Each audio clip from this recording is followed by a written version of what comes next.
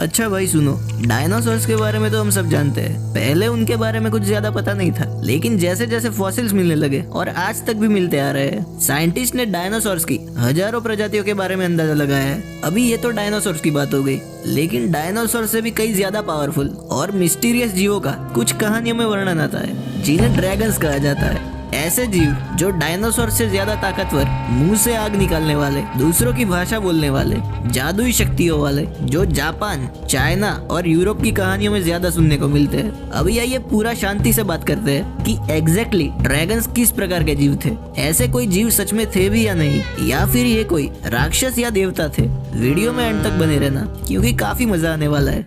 मैं अगर मेरी बात बताऊं तो सबसे पहले ड्रैगन्स के बारे में मैंने डोरेमोन और पोकेमोन में देखा था। पोकेमोन में ड्रैगोनाइट और चारिज़ार्ड जैसे पोकेमोन्स एपिसोड्स को काफी इंटरेस्टिंग बना देते थे। मुझे याद है तब तक डोरेमोन के एक एपिसोड में यामाता नाम के एक ड्रैगन का जिक्र आता था। इसके बारे में थोड़े दिन पहले जब मैंने ऑनलाइन ढूंढा तब मुझे पता चला कि यामाता नो ओरोची जापानीज पौराणिक कथाओं का एक ड्रैगन है, जिसके 8 सिर और 8 पूंछे हैं। कहानी के अनुसार यामाता नो ओरोची हर साल एक लड़की का भोग लेता था। अगर लोग उसे हर साल खाने के लिए एक लड़की ना दे तो वो सब तबाह करने की बात करता था। जापानीज कथाओं में सुसानु को तूफान का देवता कहा जाता है।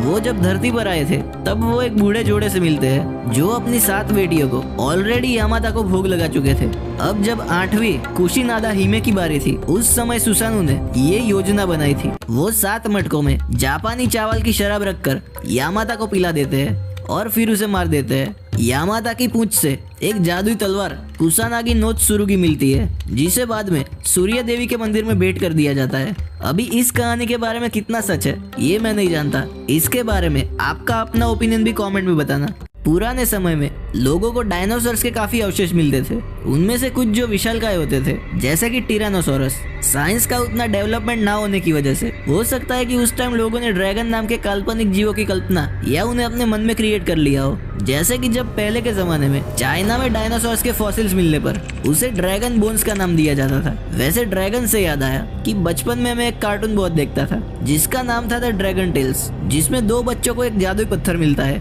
और वो जब चाहे तब उस पत्थर को पकड़कर कोई मंत्र बोलते थे। मंत्र बोलते ही वो किसी और जादुई दुनिया में पहुंच जाते थे, जहाँ पर सिर्फ ड्रैगन्स ही रहते थे। वो मंत्र अगर किसी को याद है तो कमेंट कर देना। ये कार्टून असल में किसी इवेंट या हिस्ट्री से इंस्पायर्ड नहीं है, बल्कि ड्रैगन्स की पॉसिबल दुनिया का एक क्रिएटिव रिप्रेजेंटेशन था, जिसकी वजह से ड्रैगन्स नाम के जीव बच्चों में काफी पॉपुलर हो गए थे। अभी ड्रैगन्स के बारे में सभी देशों की अलग अलग थियरीज है, जिसमें इंडिया भी शामिल है। वैसे हाँ, इंडियन कल्चर में भी ड्रैगन्स का जिक्र आता है। चाइना में ड्रैगन्स को पावरफुल और सकारात्मक ऊर्जा का प्रतीक माना जाता है। वहाँ पर माना जाता है कि ड्रैगन्स का पानी, बारिश और मौसम पर नियंत्रण होता है और ड्रैगन को एक देवता या राजा के तौर पर पूजा जाता है।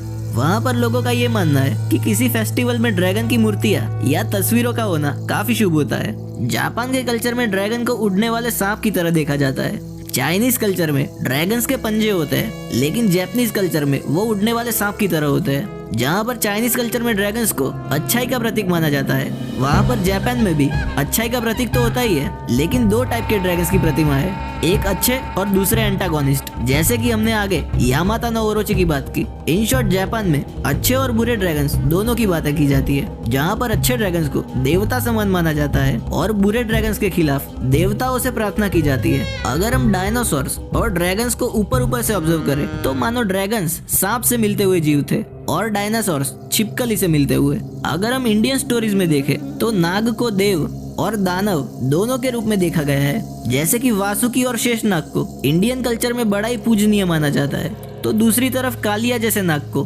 बुरी शक्ति के रूप में देखा जाता है। कालिया जैसे नाग का वर्णन महाभारत में भी आता है, जिस पर श्री कृष्ण ने तांडव किया था। तो अगर देखें तो नाग देवता की मूर्तियों को भी ड्रैगन से सिमिलर माना जाएगा। और अगर आप गूगल करोगे कि ड्रैगन को चाइना, जापान और इंडिया में किस नाम से जाना जाता है, तो आपको मिलेगा कि चाइना में लुंग, जापान में तत्सु और इंडिया में नाग दैत्य या नाग देवता कहा जाता है।